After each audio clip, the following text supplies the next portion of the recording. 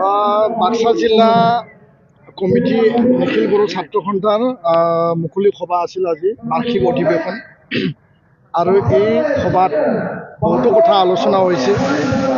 মূল কথাটো হ'ল যে নিখিল বড়ো ছাত্ৰ সন্থা জাতীয় ছাত্ৰ সংগঠন হিচাপে জাতীয়তাবাদৰ আদৰ্শ উপেন ব্ৰহ্মৰ আদৰ্শ বিশ্ব দৰবাৰত বড়ো জাতিক যি ধৰণে আগুৱাই লৈ যাব লাগে, আমাৰ কলা সংস্কৃতি, আমাৰ ভাষা, আমাৰ সাহিত্য, শিক্ষা, অৰ্থনীতি আৰু সাংবিধানিক আৰু ৰাজনৈতিক অধিকাৰক সামৰি সকলোখিনি আমি ঐক্যবদ্ধভাৱে আমি প্ৰচেষ্টা অব্যাহত ৰাখিছোঁ।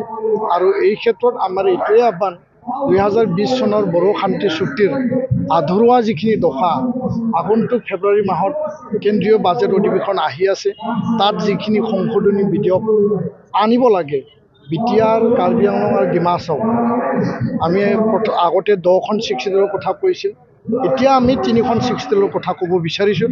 কাৰণ তিনিওটা 6 দলত চুক্তি সম্পাদিত হৈছে আৰু সেইমতে ভাৰত চৰকাৰে সময় উপযোগী সিদ্ধান্ত গৃহমন্ত্ৰী ডাঙৰীয়ে যি আমাক প্ৰতিশ্ৰুতি প্ৰদান কৰিছিল, সেইমতে কাম কৰিব লাগে বুলি আমি দাবী আৰু আহ্বান আমি এই মঞ্চৰ পৰা আমি ৰাখিছোঁ।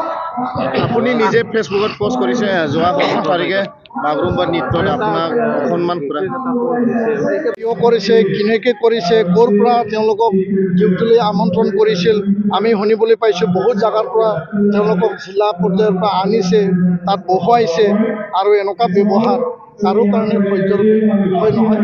বাগৰুম্বা সফল হৈ গ'ল, কিন্তু এই ব্যৱহাৰটো মোৰ মনত থাকি গ'ল যে এই বাগৰুম্বা সফল যাত্ৰাত মোক লৈ এনেকুৱা তেওঁলোকৰ এই পৰিৱেশ সৃষ্টি কৰাটো আৰু আন মই নাম নকওঁ, মানে তাত কিছুমান অসম এই চৰকাৰৰ কিছুমান পৰিয়ালৰো এনেকুৱা অৱস্থা হৈছে, মই নাম নকওঁ এতিয়া।